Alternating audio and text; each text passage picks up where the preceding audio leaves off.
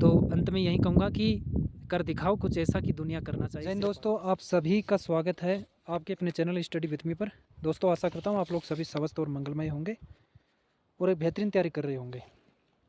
दोस्तों ये वीडियो उनके लिए है जो ITBP एनिमल ट्रांसपोर्ट और अन्य SSC की एग्ज़ाम तैयारी कर रहा है, जैसे दिल्ली पुलिस है।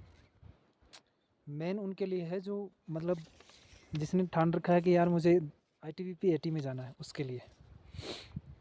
कुछ आप लोगों का सवाल था कि भाई पेपर का लेवल कैसे रहता है, मतलब एग्ज़ाम में जो पेपर आता है उसका लेवल कैसे रहता है। एक प्रश्न था कि मेरिट कितनी जा सकती है। भाई मेरिट का भी डर रहता है, मेडिकल कैसा है, जॉइनिंग टाइम कितना रहता है, मतलब मेडिकल के बाद में जॉइनिंग कब तक आ जाएगी। बाद में है कि ट्रेनिंग में क्या होता है और क्या नहीं होता। ट्रेनिंग पार्ट जो ट्रेनिंग का जो पीरियड है वो कितने दिन का है, साथ ही है कि मिड टर्म का जो टाइम है वो कितना है,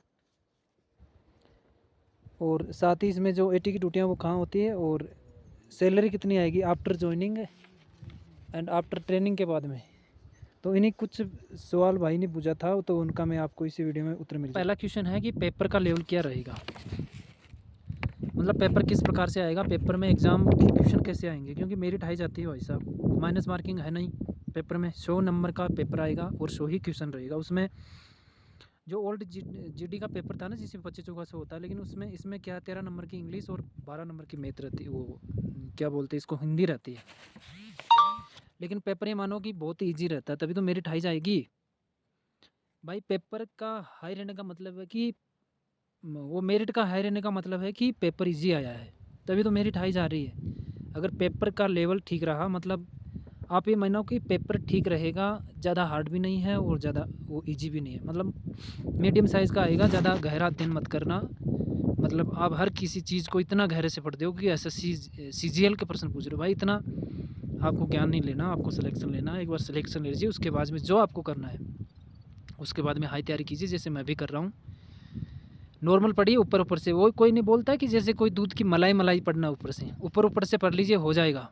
कोई बोलता है ना कि यार नहीं होगा, इतना कंपटीशन है। भाई अगर आपने ऊपर ऊपर से भी प्रश्न को देखा है ना, मतलब एक तो गहरा होता है कि हर चीज़ उसी के अंदर से बूझना पड़ता है, और एक होता है कि यार मतलब थोड़ा ऊपर से, मतलब किसी प्रश्न के बारे में आप गहन तक चले जाते हो। ऐसा नहीं करना है भाई, नॉर्मल पढ़ लेना, ज़्यादा गहरा मत पढ़ना। मेरिट उसी हिसाब से जाएगी जिस हिसाब से पेपर रहेगा। तीसरा प्रश्न है कि मेडिकल कैसे होता है। मेरिट के बाद में भाई साहब मेरिट लगती है, मेडिकल होगा। मेडिकल कैसा रहा, मेडिकल नॉर्मल रहेगा, उतना हाई नहीं है, लेकिन यह भी नहीं है कि वास्तविक रूप से आपके कोई शरीर में कोई मतलब दिक्कत हो, परेशानी हो। जैसे मान लो कलर विजन हो, कलर विजन का तो उतना तो नहीं, लेकिन अगर प्रॉपर अगर है ही तो भाई साहब उसमें तो क्या कर सकते। आपका मतलब अगर आप अपने आप को स्वस्थ मानते हो कि हाँ मैं ठीक हूँ, तो मेडिकल में कोई दिक्कत नहीं, डरने की कोई दिक्कत नहीं। मेडिकल ट्रेनिंग का टाइम क्या रहता है, ट्रेनिंग कितने महीने की रहती है, मतलब ट्रेनिंग का टाइम कितना है भाई। ट्रेनिंग टाइम रहता है 6 महीने का।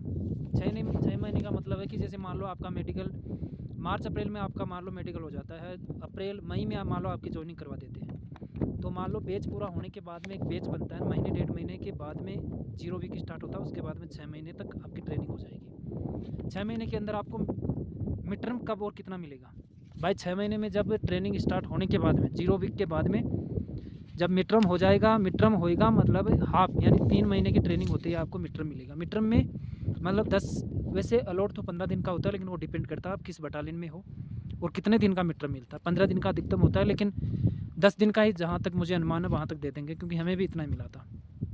और बाकी जो आपके 5 दिन के शेष है मिड टर्म के, वो आपके उसके जो सर्विस बुक है उसमें ऐड हो जाएंगे 5 दिन के बचे हुए। साथ ही है कि वर्दी कब मिलेगी, बोला वर्दी के लिए तो हम तैयारी कर रहे हैं, वर्दी कब मिलेगी भाई। वर्दी जब मिलेगी जब आपका 0 वीक स्टार्ट हो जाता है, ठीक है।